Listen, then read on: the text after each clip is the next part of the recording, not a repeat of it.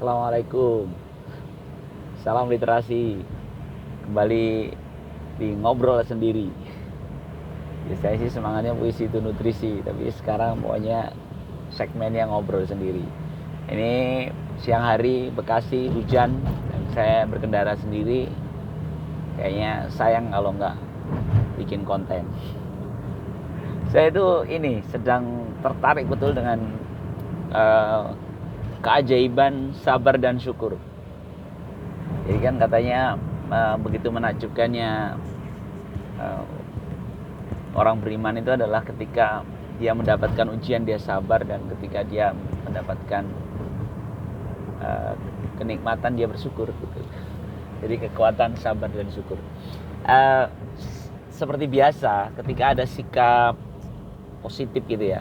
Sebenarnya semua sikap positif maupun negatif, sebenarnya tugas kita itu adalah membreakdown ke bawah gitu. Kira-kira bagaimana sih sikap hati itu bisa ada gitu ya. Contoh mungkin dulu saya pernah sih ngebahas tentang marah itu kenapa bisa marah, apa yang harus kita lakukan agar tidak marah gitu kan. Begitu juga sabar. Saya ingin coba menarik ke bawah gitu. Apa sih variabel-variabel yang membangun dari kesabaran gitu. Tentu banyak faktor ya. Saya coba dari sisi ini ya. Ini nggak tahu nih bener apa enggak. Nanti teman-teman boleh lah, kalau nggak terima boleh komen, boleh langsung hubungin saya kalau ternyata teori saya ini kurang pas gitu. Jadi salah satu yang membuat kesabaran itu terbangun itu jika cara pandang kita ini lebih panjang. Jadi kita membaca tren gitu.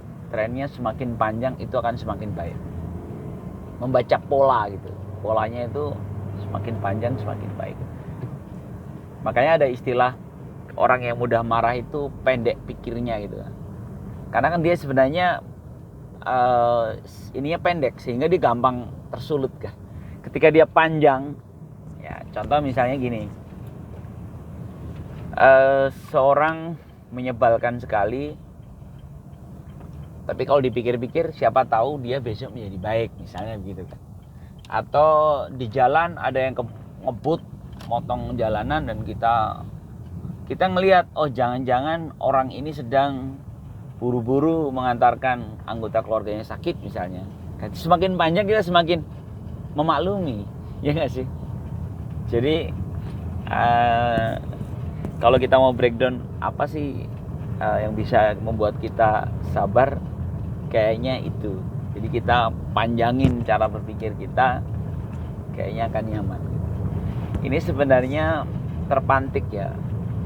Ini kan sesuatu hal yang sering kita temui. Tapi kalau saya pribadi belum lama ini bercakap-cakap dengan seorang saudara yang sudah memasuki usia pensiun, dan ini menjadi sosok idola lah ya buat saya, bukan benchmark buat saya gitu, karena dia ada kemiripan dengan saya. Kakak saya ini kakak sepupu ya. Kakak sepupu saya ini anaknya 3 dan perempuan semua gitu. Jadi mirip sama saya. Jadi saya sering mempelajari perjalanan hidup beliau gitu, karena jangan-jangan ini bagus buat benchmark saya gitu ya, buat ukuran gitu. Nah, yang menarik dari beliau ini, beliau sudah masuk ke usia pensiun, namun dia bahagia betul dengan kehidupannya sekarang gitu ya.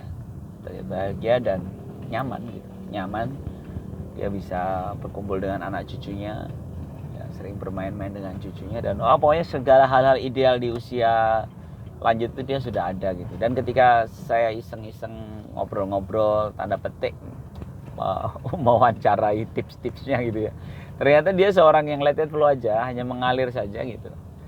Mengalir saja, tidak ada yang dia pikirkan cara mendalam. Kan saya pikir tadinya karena perencanaan beliau yang matang nih, tapi ternyata hati-hati juga, kata dia mengingatkan. Hati-hati loh Put. Ketika kamu merencanakan, bersungguh-sungguh memikirkan masa depanmu gitu, dengan terlalu berlebihan, sebenarnya kamu bisa jadi sedang menarik masalahmu dari yang masa depan tadi ke masa kini gitu, sehingga kamu udah ngerasain nggak enaknya masa depan karena kamu udah narik ke sekarang gitu. Padahal rencananya kan bagus ya, kita kan sesuai tadi biar kita lebih sabar, polanya lebih panjang gitu. Tapi kalau kamu tarik semua kemungkinan potensi-potensi masalah yang akan datang itu ke sekarang, bisa jadi malah kita udah ngerasain nggak enaknya dulu gitu. Karena itu gimana dong, nah ternyata ngalir saja gitu. Yang pastikan yang kita sekarang lewati itu adalah sesuatu yang terbaik. Kalau kata tipsnya dari beliau begitu. Jadi sesuatu yang kita jalani sekarang ini adalah sesuatu yang memang yang terbaik aja gitu. Setiap frase itu frase yang terbaik kita lakukan, yang bisa kita lakukan. Nah, namun ini menarik nih. Let it flow, biarkanlah mengalir apa adanya, itu juga nggak boleh begitu aja gitu. Kita harus punya cara pandang yang jauh. Cara pandang jauh itu paling tidak membaca apa yang akan dihadapi. Jadi bukan bahwa masalah yang akan datang itu ke sini lalu kita menjadi stres karena memikirkan itu, tapi justru kita ngelihat, oh besok itu kemungkinan akan terjadi ini, maka, nah gitu loh. Nah maka ini kan beda ya, ini jadi antisipatif kan. Oh besok itu ini yang terjadi, maka gitu. Sampai dengan bagaimana membangun rumah ya.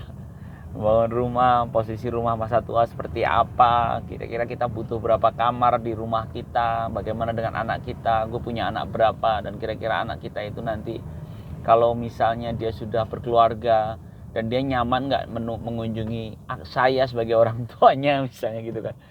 Terus itu kan hal sederhana ya, hal sederhana. Dan yang menarik sebenarnya kita itu dalam masa-masa, mungkin di umuran saya masih ya, dalam masa-masa sedang berkarir, puncak karir itu ada godaan untuk bersungguh-sungguh mencapai titik tertinggi dalam prestasi. Namun godaannya kan ini ya, terkadang kita mengabaikan ya sisi keluarga. Maksudnya gini ya, gimana, bukan mengabaikan ya, tapi kita nggak terlalu serius dalam menjaga kebahagiaan keluarga gitu, sehingga ini kan sebenarnya nggak boleh diadu ya, nggak boleh di head to head gitu antara karir dan keluarga, tapi kenyataannya begitu gitu. Kenyataannya seringkali kita seperti harus memilih gitu ya. Seperti harus memilih. Nah inilah yang mungkin kalau di bahasa Jawa itu sakmadyo. Mungkin ini filosofi Jawa ya yang bagus sekali. Jadi kalau di Jawa itu kan sakmadyo. Hidup itu mbok sakmadyo. Sakmadyo itu kalau bahasa Indonesianya saya merasa ada kata yang tepat gitu. Diksi yang paling pas untuk kata sakmadyo itu ini, semenjana. Semenjana. Silakan teman-teman kalau ada yang belum familiar dengan kata semenjana, silakan dicari di KBBI. Semenjana itu ya sakmadyo, sesuatu yang tengah-tengah gitu. Titik equilibrium. Jadi kalau kita misalnya mau bekerja dengan sungguh-sungguh, berkarir di situ, tapi jangan lupa yang kebahagiaan keluarga, jangan lupa kebutuhan diri untuk tetap eksis gitu. Kebutuhan diri kita kan juga perlu ya. Ketika kita menemukan titik itu, nyaman. Padahal kalau pernah saya singgung ikigai dalam Jepang ya, kita udah punya sebenarnya. Di Jawa adalah yang namanya filosofi tadi sakmadyo tadi ya. Kalau teman saya dulu dia suka mengulang-ulang kalimat yang urip pisan kok ngoyo, terus kapan le orang ngoyo gitu. Itu kalau bahasa Indonesianya hidup sekali kok ngoyo, itu apa ya, berlebihan, memaksakan diri gitu. Berlebihan, memaksakan diri. Terus kapan kita mau nggak maksain diri gitu kan? Memang ini filosofi Jawa yang teman saya yang sering, dan teman saya itu orang santai banget tapi nilainya bagus terus dulu. Di Aliyah dulu dia ranking 1 terus ya. Cuman orangnya santai banget. Dia filosofinya itu. Memang ini kalau teman-teman motivator gitu nggak suka ini. Wah, ini bikin orang malas kalau gini caranya. Karena nggak usah ngoyo. Tapi sebenarnya nggak ngoyo itu kan, nggak berlebihan gitu. Nggak berlebihan itu kan sebenarnya tidak lalu nggak optimal. Iya nggak sih? Karena optimal bisa jadi nggak berlebihan ketika dia melakukannya dengan semenjana, dengan sakmadyo, dengan pas. Nah, titik pas kita itu beda-beda. Titik pas kita itu beda. Makanya ini obrolan ini nggak bisa terapin ke orang-orang ya. Mungkin kalau ngelihat saya terlalu santai, mungkin orang lain bisa jadi itu ya titik semenjana saya di sini mungkin titik yang nyamannya ya senyamannya lah, senyamannya.